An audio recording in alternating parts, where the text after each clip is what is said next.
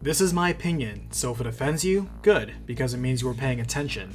If you agree with some of it, leave a high five in the comments below. If you want to throw out your own perspective, that's cool, just comment and don't be a jerk about it. I'm Oni Blackmage, and this is Digital Hindsight, and I'll say it, I love tier lists. I'll take tier lists over top 10s any day of the week. But man, there are so many people that just do not understand the purpose of a tier list, and just use it like a more indecisive top 10 listing. Why tiers?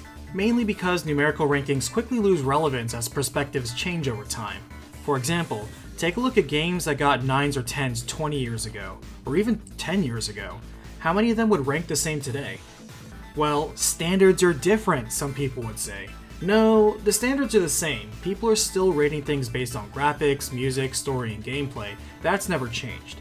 What's changed are people's quality expectations, and for that, using a numerical standard is playing with a moving goal. Plus, the older something gets, the argument of nostalgia versus importance always takes place.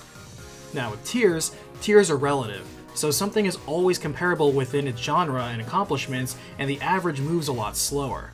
Reason being, it's because it's not about how close to an ideal a game is, it's more about comparing the pros to the cons of the game itself. What's considered acceptable for a game to do doesn't change so quickly. Tiers also allow a lot more context to be factored in. For example, for fighting game competitive tier lists that are so popular, it assumes the same skill level playing every single character, reducing such a wild variable. Tier lists are also pretty transformable too, based on what criteria you want to filter by, so the subject can be fairly rearranged based on the information you decide matters the most. Looking at how others do them, here's my number one factor for how well thought out a tier list is. A tier list should be bell-curved. If everything is exceptional, then nothing is exceptional. The average, by necessity and definition, needs to be the most populated tier. A really bad tier list I see often is the reverse bell, putting everything you like at the top and everything you dislike at the bottom. If you cannot distinguish the nuances that make something better or worse than something else, then you're failing to think critically about it. There needs to be rationale for why something is higher tier or lower tier than something else. That criteria should be fairly consistent too. Another great thing about tier lists is that it forces one to think outside the basic enumeration so many people are familiar with because it's ingrained in us thanks to formal education. We are taught all our lives that 90s and 100s, aka A's, are all that matter. 80s, which are B's, are tolerable, 70s and C's are scraping by, and literally everything beneath that is useless trash that doesn't bear distinction. And so, despite there being 10 numbers on the scale, most people confirm those biases by thinking 9s and 10s are great, 8s are good, 7 is barely okay, and anything 6 or lower is literal garbage. For most people, that's also a safe zone, and since so many outlets conform to that, it's generally accepted and promoted. As a result, we see the pressure of declaring something popular a 9 or 10, and there is often outrage if something is given a 7 or 8 regardless of the reasoning given. It's gotta be tough to rate something when you can only realistically use 5 of the alleged 10 numbers in the scale. Speaking of review scores, let me tell you how my mind works when I talk about a game. When I give a grade for a game, it's going to be slotted in a tier A, B, C, D, or F. C is the average, and the point from which every game starts and goes up or down against.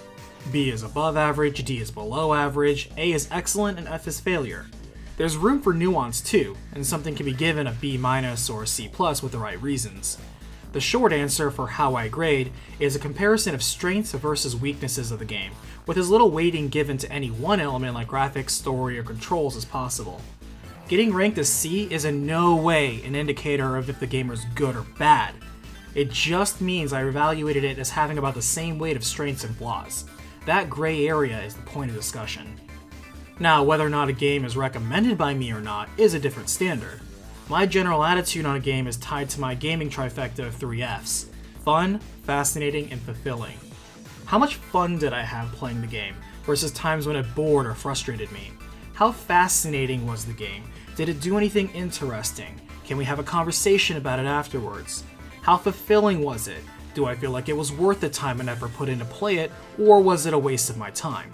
Did the things I was doing make me feel satisfied or make me feel better for doing it? To me, if a game hits high marks in any one of those 3 Fs, it was a good game.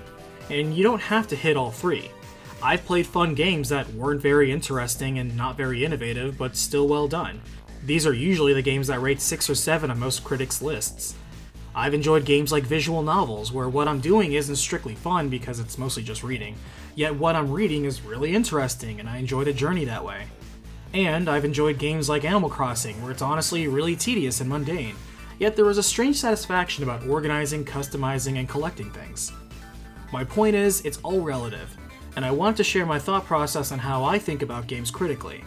It's likely not the same as yours, and it's not about whose way is better, it's just about understanding and exchanging ideas. I don't hate number scores, I just don't find them very useful outside of sparking a more heated debate. So thank you so much for watching, feel free to speak your mind to me on Discord or Twitter, and I'll see you on the next battlefield.